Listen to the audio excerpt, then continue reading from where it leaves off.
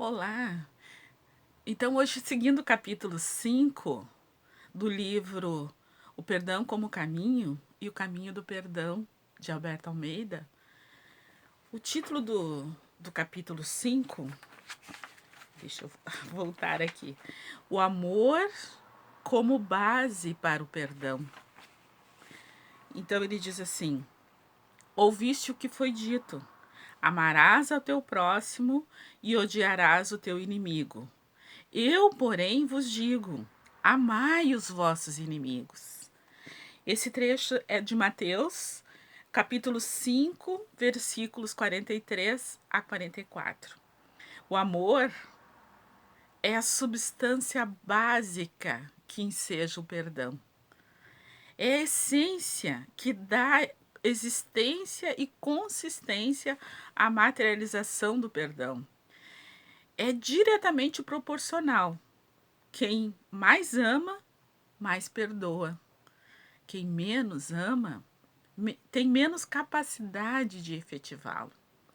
Para entendermos que a dinâmica desse amor que alicerça e pavimenta a estrada do perdão, é necessário percebermos que o amor traz adjetivações que caracterizam a sua força em várias nuances propiciadoras do doar mais.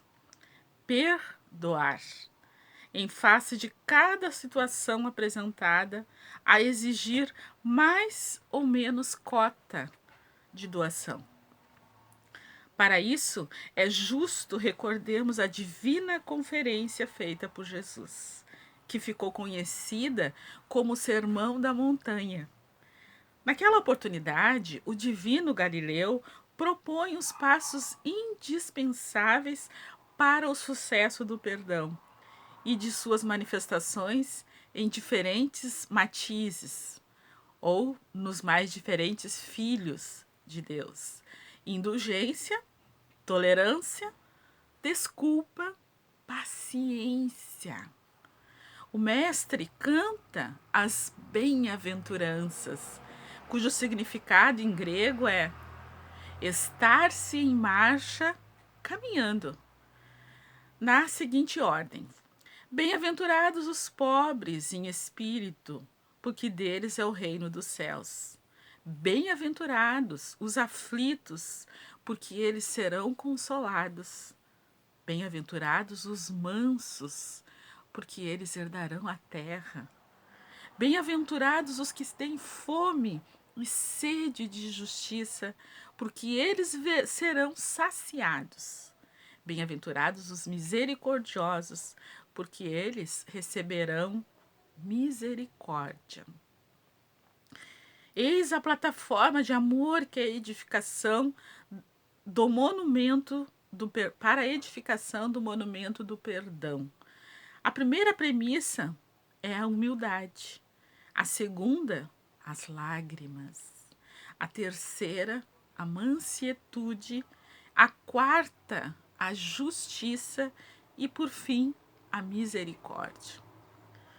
O caminho do perdão evoca 5 passos amorosos para o alcance do seu desiderato.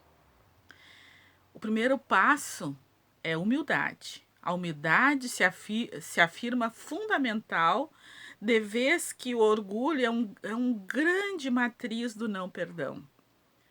Ele nos impede de amar, pois que nos encarcera em suas malhas, impedindo-nos a mobilidade libertária e adiando a abertura do coração à vida. A humildade nos restitui a conexão com o Criador, restaurando o fluxo do amor através da fonte parental em que passamos a nos apoiar. A humildade nos permite reconhecer quem somos, nem mais, nem menos, não supondo ter um valor de que realmente ainda não dispomos e, tampouco, não nos julgando pessoas imprestáveis. Ela se contrapõe ao orgulho que, por insegurança, nos imputa uma imagem irreal de quem somos. estabelecendo deformados valores, falsos méritos, pseudo-virtudes, enfim. Enfim, tudo que o faz modelar uma autoestima não verdadeira.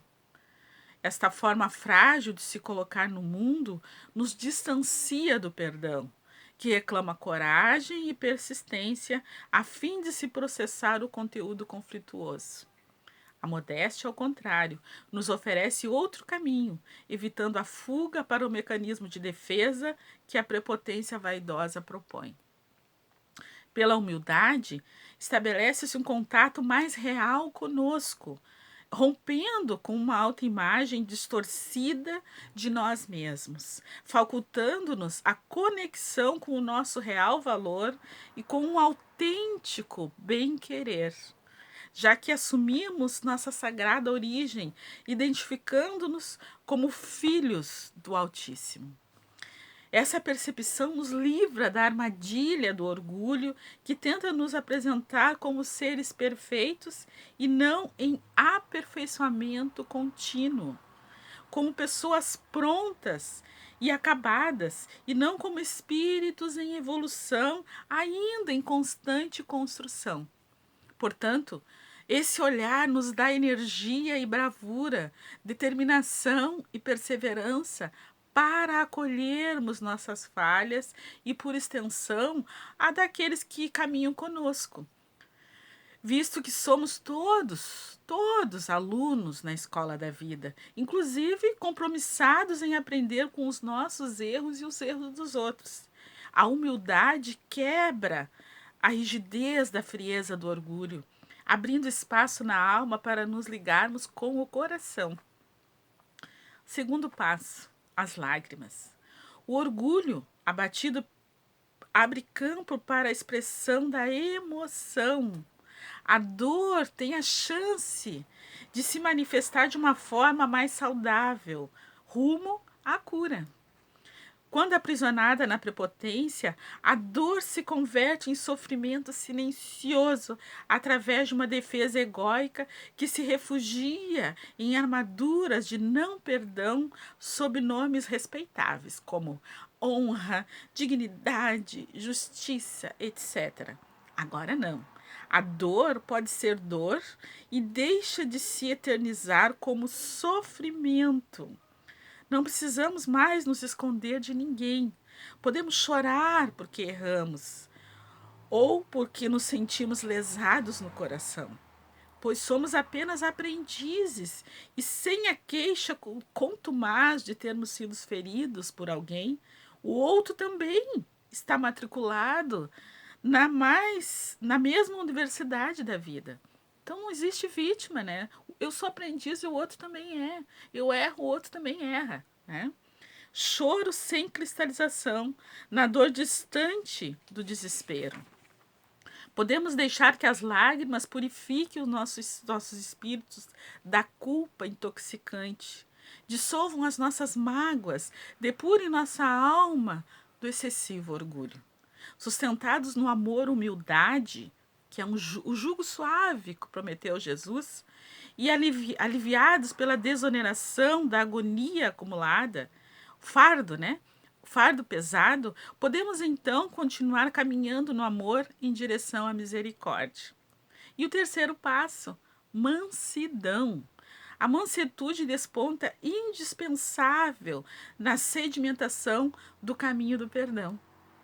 É habitual que, magoados, nos apoiemos na companhia da raiva como expediente primeiro na resolução do conflito, quando nos percebemos feridos, né?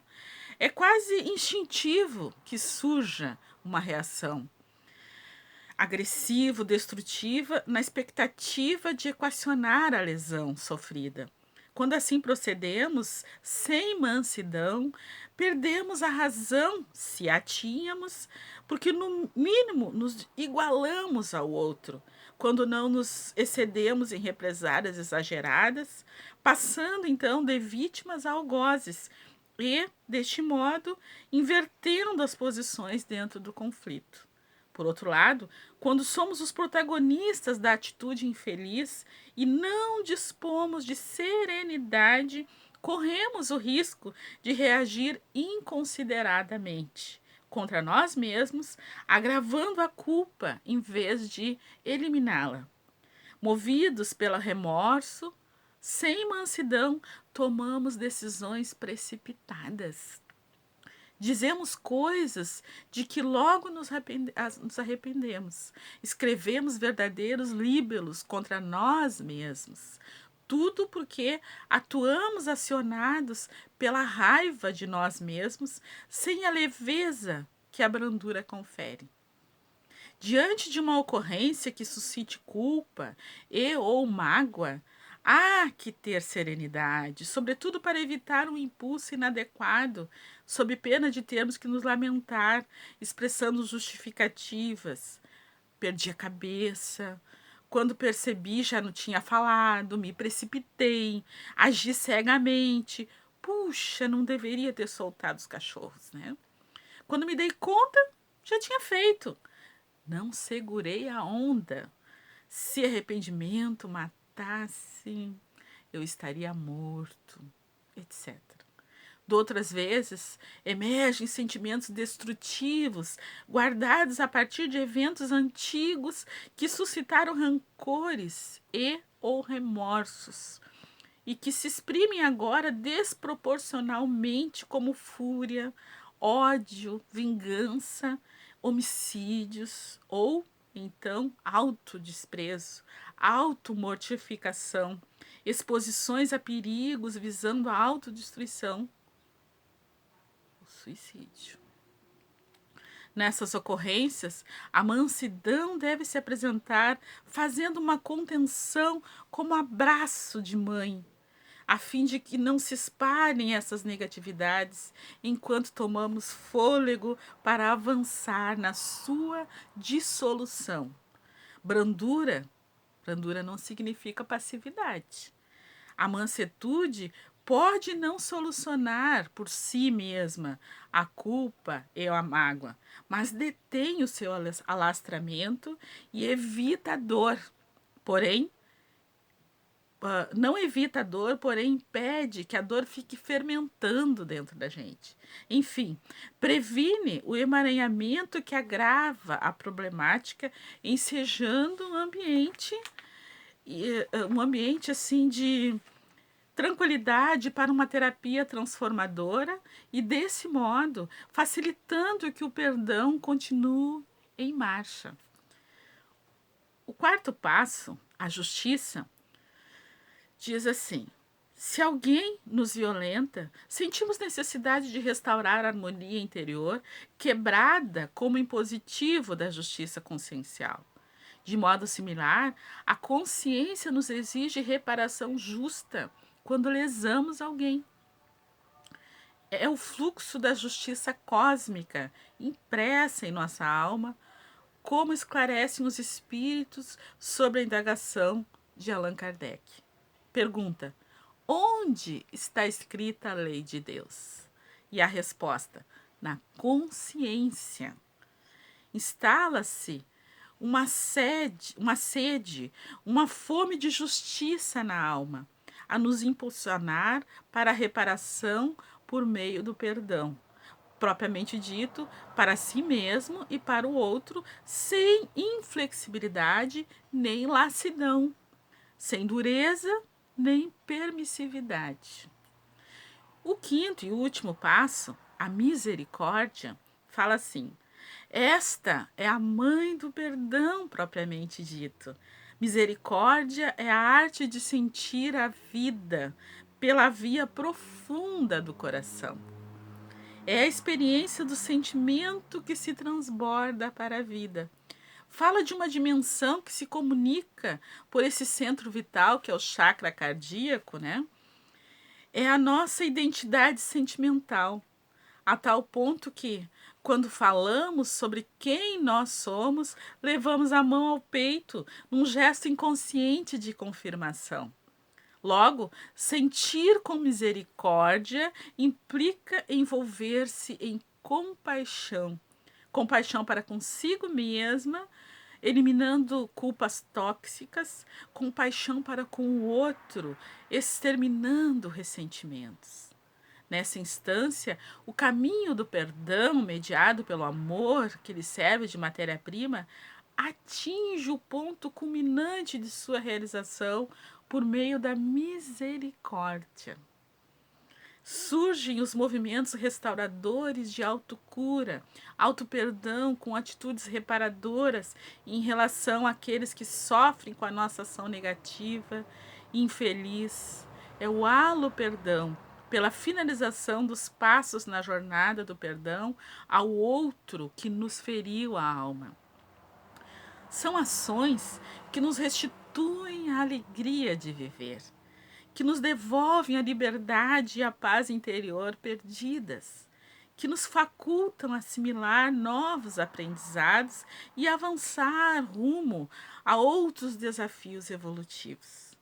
Por todo o dito, percebe-se que a caminhada no perdão requer a amorosidade como fundamento, estabelecendo-se nas 5 etapas referidas como adjetivações ao amor: amor humildade, amor pranto, amor mansidão, amor justiça e amor misericórdia. A profunda correlação entre Jesus e Kardec, quando este propõe 3 movimentos da alma para alcançar o perdão. Humildade corresponde ao arrependimento. O choro equivale à expiação. A misericórdia, à reparação, donde se conclui que a dinâmica do perdão deve integrar muito bem esses 3 níveis de conteúdos amorosos. A despeito de eles se apresentarem numa sequência, essas etapas não se mostram estanques, separadas. Antes, ao contrário, precisam estar sempre integradas de modo sincrônico, viabilizando o perdão até a sua conclusão. Pode ser, pois, que mesmo aceitando humildemente a encrenca, através do arrependimento, possamos conter o pranto, a catarse, evitando avançar no movimento expiatório necessário. Ou então, pode acontecer que depois de termos vivenciado a humildade e o choro, arrependimento e expiação, respectivamente, nos detenhamos no passo seguinte, não permitindo que a compaixão se manifeste como expressão da misericórdia, ficando a reparação comprometida e o perdão inacabado. Mas, se conseguirmos articular os 5 potências amorosas da alma de forma sinergética, lograremos alcançar a conclusão do perdão com as suas consequências inevitáveis de crescimento, leveza, graça, plenitude, paz. Talvez por isso, Jesus encerre as bem-aventuranças com a fala: alegrai-vos e regozijai-vos, porque é grande a vossa recompensa nos céus. Esse trecho final está também no Novo Testamento, Mateus, capítulo 5, versículo 12.